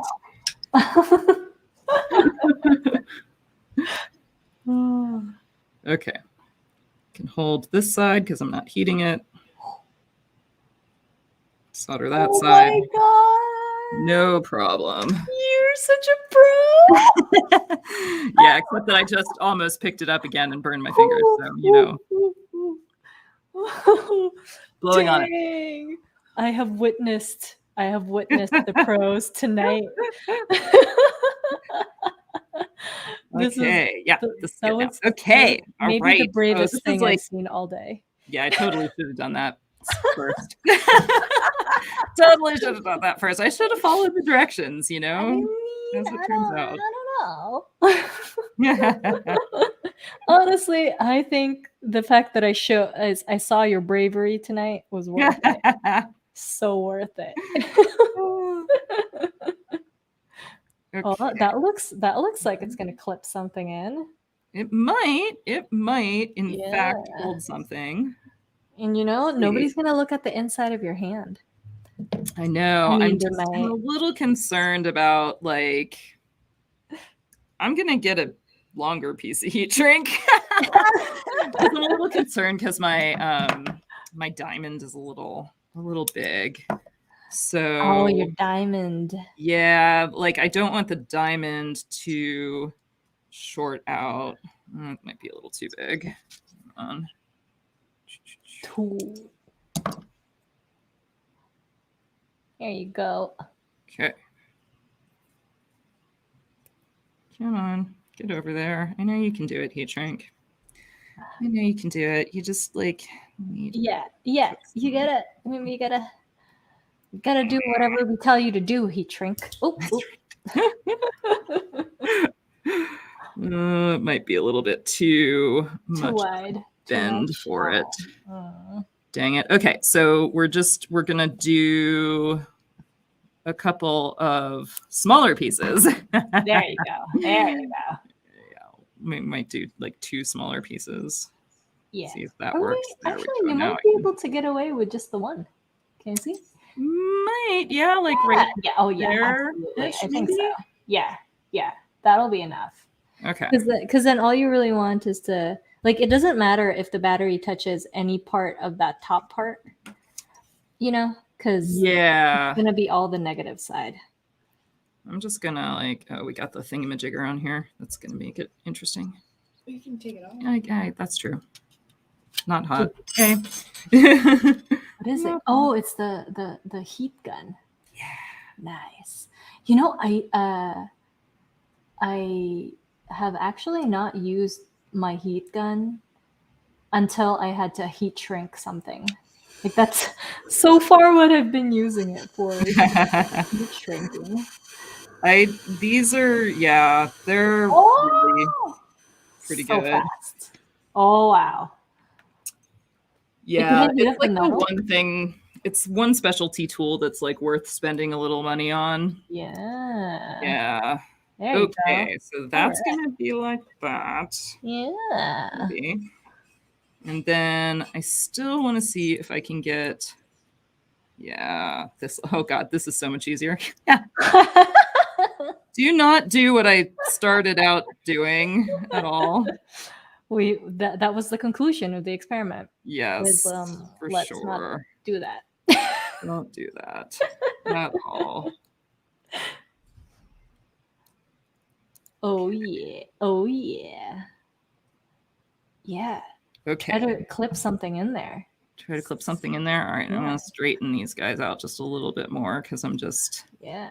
I'm all about the feedback, the gratification feedback. So like when you see it light up, you're like, wait, it's done. Like this is what we've been working toward. That's right. Oh okay. Yeah, look at that. That's nice and straight. So yeah, moment of truth. That's pretty good. Okay. All right. That's the negative. Negative's up. Yeah. Positive's down. Ooh.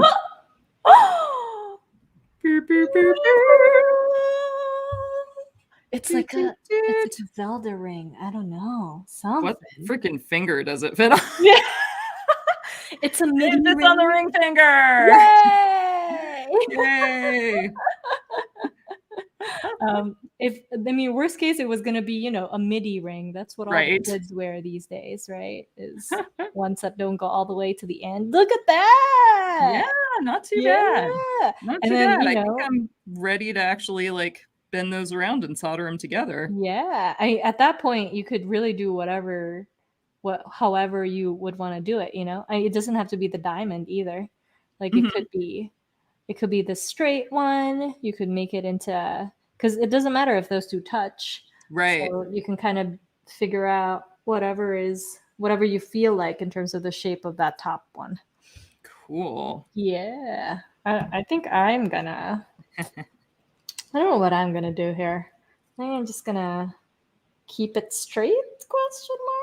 Yeah. I think that maybe I'll try. Yeah, I think I'm just gonna keep it straight. Let's see if I can make that part just a little bit smaller. Finagle, finagle. Finagle, finagle. Now I'm just like finishing touches, kind of. Yeah, exactly. Now it's like the fun part, you know? Yeah. It's like you figured it out. You know how it's gonna work.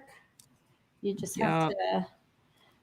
Actually, yeah, I think I'm gonna keep it straight. I'm gonna be a little bit boring here. Keep it kind of straight. Quit while I'm ahead, you know. And then I'm just gonna solder the ends together. Tiny bit of flux. Yeah, that's better. That is definitely better. Uh-oh. Okay, so too much flux. You know, this is my eternal struggle with flux is that I feel like I can never get it out once it's on there. So it ends up corroding the brass. Oh, that you can never clean it? Yeah. And I know that you can use like alcohol. Right? Isopropyl has to be the 90% or higher though. Yeah, I have that. But the problem is it gets into the little cracks sometimes. And then you can't get it out, you know? And then you won't know that it got in until it became green. Ultrasonic cleaner. Ooh, okay. Soap and water, ultrasonic cleaner. That's what I would try if you have one of those at your disposal. I don't. We have one. Oh wow! Does that end up being useful for like PCBs and stuff? You know, it's funny. It's not something I would have bought on my own, but a friend of mine's company went out of business a couple years ago, and I managed to pick up a bunch of equipment on like a fire sale discount. So yeah, that was one of the things. He's like, "You want an ultrasonic cleaner?" I was like, "Is it actually useful for cleaning circuit boards?" He's like, "Oh yeah." I was like, "Okay." Okay. All right. Great. Yeah. So just now I had some flux like go in the middle of this, like the two brass wires. So now I have some weird flowing piece like solder in the middle. That's okay. Okay. It's not a big deal. Only I know it's there. Right. But now you guys know. Now everybody knows. Now everybody knows. Like, that's okay. It's all right. It's not a big deal. It's all right. There we go. Okay. So got that there. I'm going to put another little piece of heat shrink on here because I feel like I need it. You're like, might as well. Like, you can't have too much heat shrink on here. That's true. That's very true. Kind of there. Okay. Ooh. I find it funny that we both kind of made too small. The rings ended up being kind of small, and I think that was my fault because I was like, "Yeah, you don't need that many twists." Maybe you kind of do. I don't know.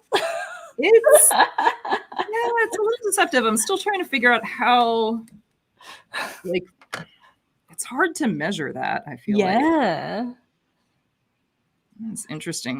My clear heat shrink is now becoming sort of cloudy too. I might cut some of it off. We'll see. Too much hate. Okay. I need to do something with this. Maybe what I'll do is I'll like make it a little bit roundy like that. I need to do that. Okay, so of course it's a little bit scratched up, but that's okay. Yeah. I like that shape though. Yeah. It's not too bad. Yeah.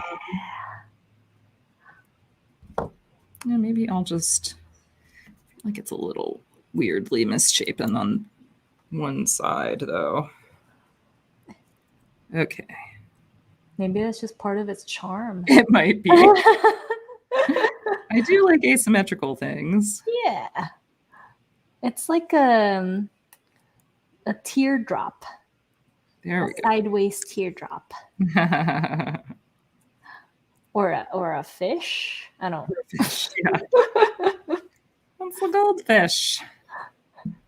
Circuit fish. A circuit fish. Hey, we got circuit python. That's right. So why not circuit fish? Yeah. Circuit. So all tell me animals. about circuit python and like learning circuit python and Yeah. the class that you just have, because I am totally unfamiliar with like LinkedIn classes. Yeah. To tell you the truth, I also was unfamiliar until I produced this course with them. Mhm. But yeah, so I have recently launched this course. It's called Circuit Python: How to Make a Robot Cat Connect to the Internet, or something like that, or Connecting a Robot Cat to the Internet. That's the title. Nice. I was like, I knew it flowed better. Like there's, it was less of a mouthful. Yeah. And it's about using CircuitPython and Adafruit.io, which is this MQTT server that Adafruit has that is mostly free. And it uses a Metro M4 Airlift Lite Metro M4 Express Airlift Lite. Okay. Which is a really long name, but it's like their M4 form factor board that has a ESP32 chip in it. Or is it ESP8266? I don't know which one. But one of the two. One of the Wi-Fi chips. Right. As a side note, I feel like as I'm getting into a lot of this hardware stuff, the thing that hardware engineers do, or like people who are really into hardware, is memorize a bunch of random numbers and letters, like 18650 or 8266, or all of these like letters and numbers that totally make sense once you know what they are. Right. But when you don't, you're like, what? What is this even? What do you mean? Why do you have to call it its full name?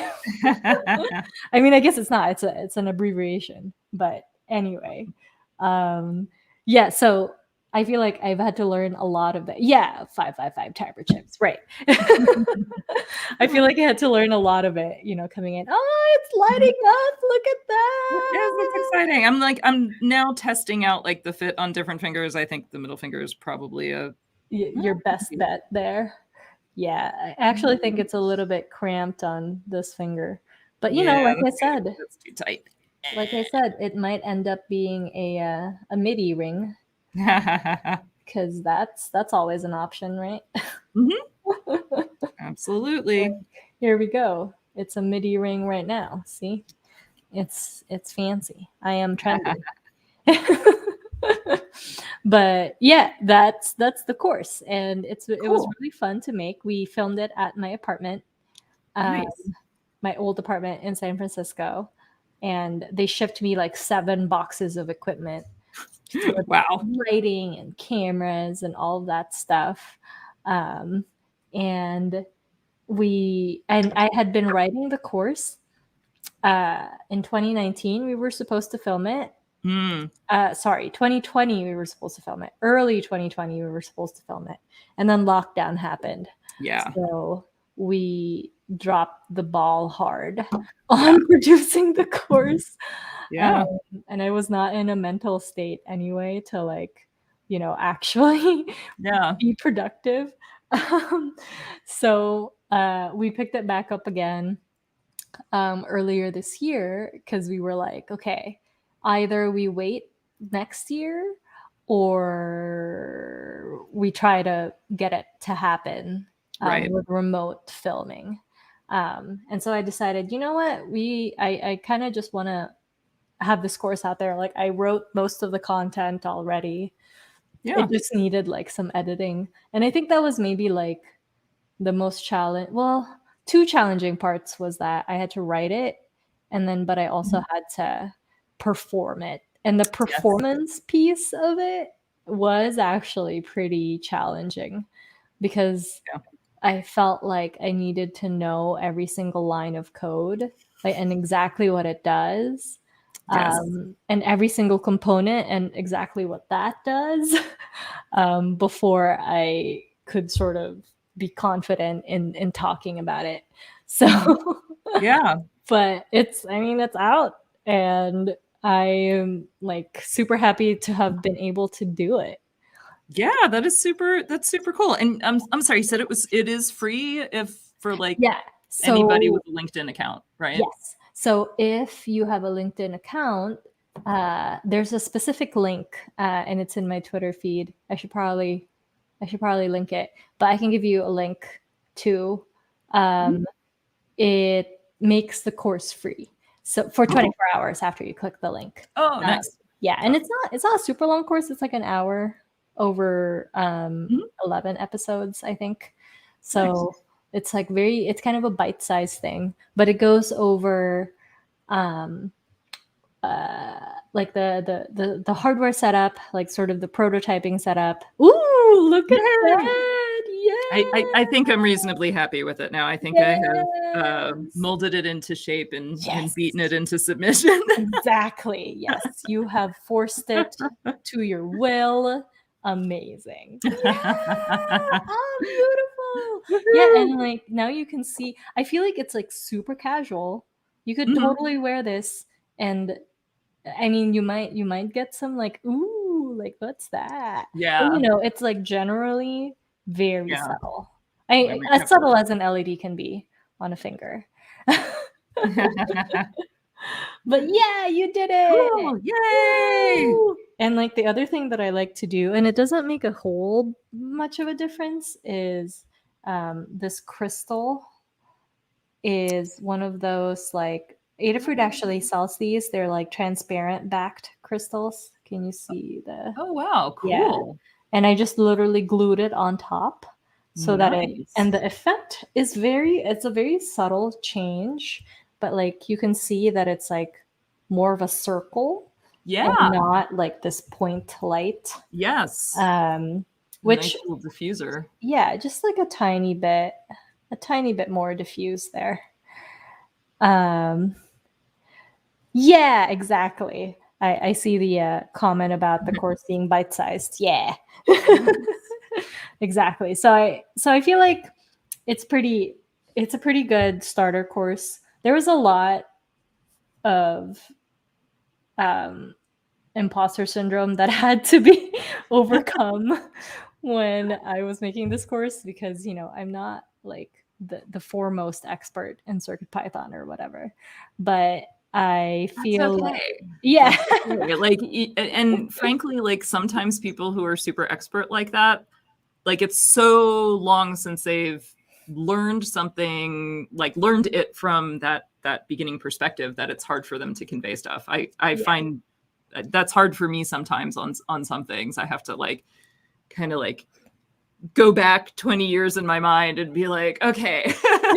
Right. Like, yeah, let me try to like figure out this concept and how to explain it. Yeah, I know what you mean. These words that I've known the meaning for a while, like, right. Maybe somebody else doesn't know the meaning of those. Yeah, exactly. And so I'm hoping that it's a good intro to people who maybe are familiar with code a little bit or familiar with CircuitPython, but maybe don't know how exactly to, not necessarily to connect a robot cat to the internet, but like I think could take bits and pieces of it and apply it to their own projects. Yeah. And make a robot cat that's connected to the ISS, that whenever it flies over your house, it'll like dance. So nice. I like that idea. That's like cool. one of the things that we do with it after we've connected it to the internet. So it's super fun. Nice. And I think we had a question about for if there's a text version of the course. I'm not sure if there's actually a transcript version of it. But yeah, that's something that I could definitely take a look at. I mean, you could definitely turn on captions Yeah. probably. Definitely. I think they actually that have might- auto-generated captions for it. Yeah. Yeah. But it's So that would be a little bit mostly helpful. yeah. And it's definitely like sort of geared towards that format of like showing it and then sort of talking through it. Mhm. Yeah. Yeah. Yeah. But that was it. And I feel like it was a great experience just like being able to produce that. And then also I kind of think of it as like being able to give back to the community because I've learned by just consuming a lot of other people's learning content For sure. and I just want to be able to contribute to that. Nice. Yeah. So I do want to also hear before we go, like, what was your path into STEM, and Yeah. how did you become a professional software engineer? Um, and what do you like? What do you do? What's your day job? If you can talk Yeah. about it a little. Yeah. So I'm a software engineer by day, and the way that I got into it was kind of by luck. So I actually grew up in the Philippines, and I went to high school there. And my junior year is when they started offering computer science courses. Oh. And I was kind of one of the lucky ones to be able to actually go to a school that offered computer science. Because we had, computer classes, but they're mostly about using the computer, not coding. I had typing. Yeah, we had typing. I too. had typing Yeah. twice. Yeah. Twice. So Yeah. I feel like if I did not have that computer science course in high school, I definitely wouldn't have chosen computer science as a major. Mhm. And I wouldn't have gotten into coding. I mean, like my first, like after I took that course, the other thing that happened was that Neopets was a thing. Do you know about Neopets? Oh, Robin's saying yes. I don't. I'm Yeah. like, I mean, I remember like Tamagotchis. Yeah. Okay. It's kind of this in the same era, but Okay. Neopets are like this online game where you collect pets and then you take care of them. And there's this whole community of like, people who have have the Neopets, and then you have daily games that you can play to earn currency. I forget what the currency was called.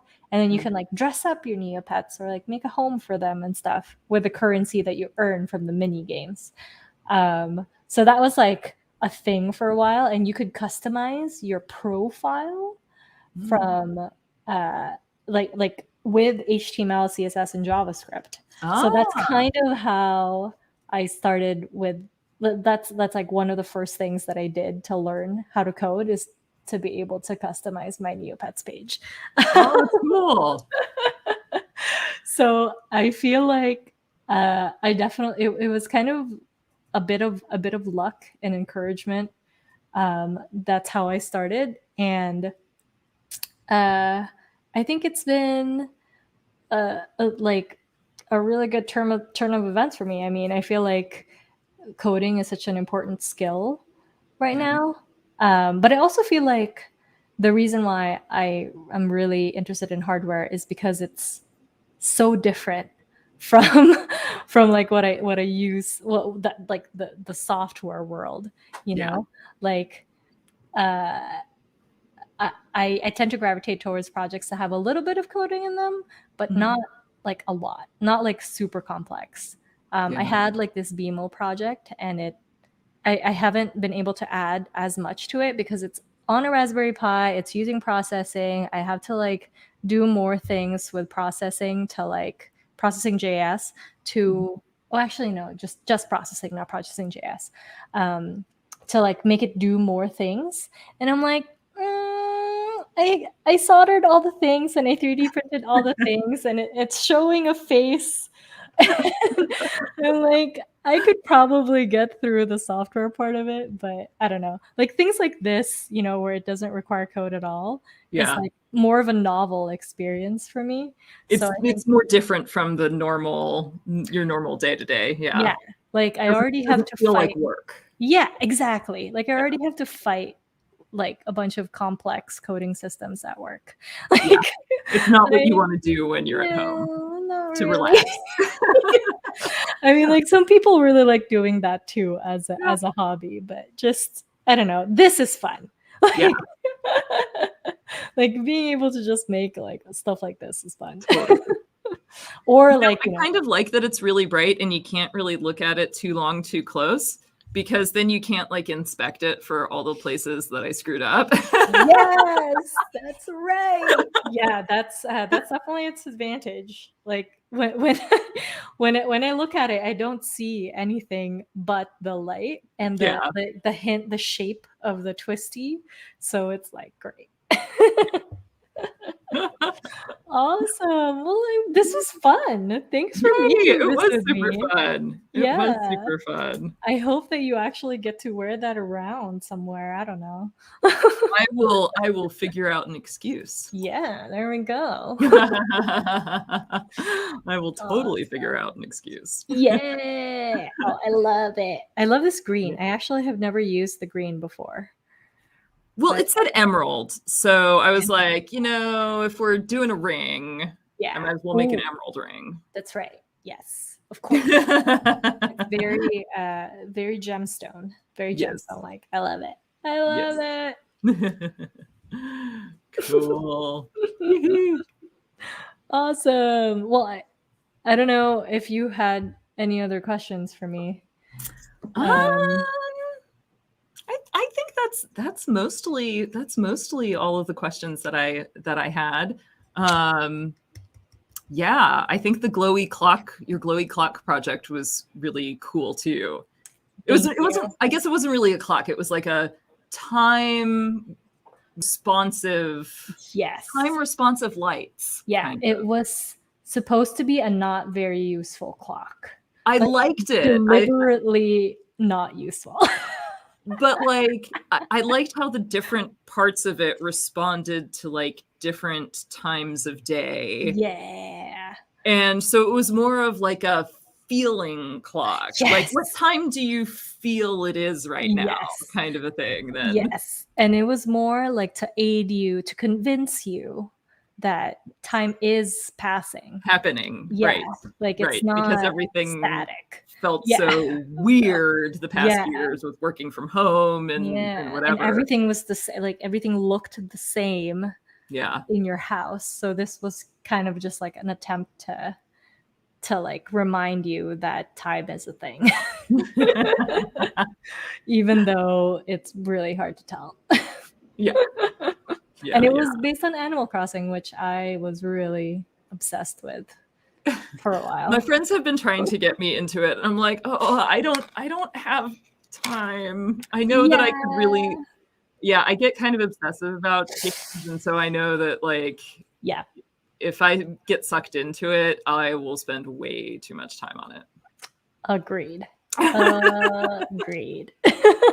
Then that's kind of why I have to like I came back to it after the update, but I'm also trying to like not be as obsessive about it.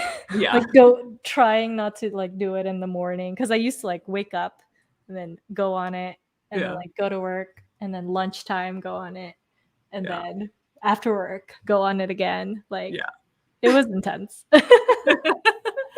I did it when Civilization 4 came out.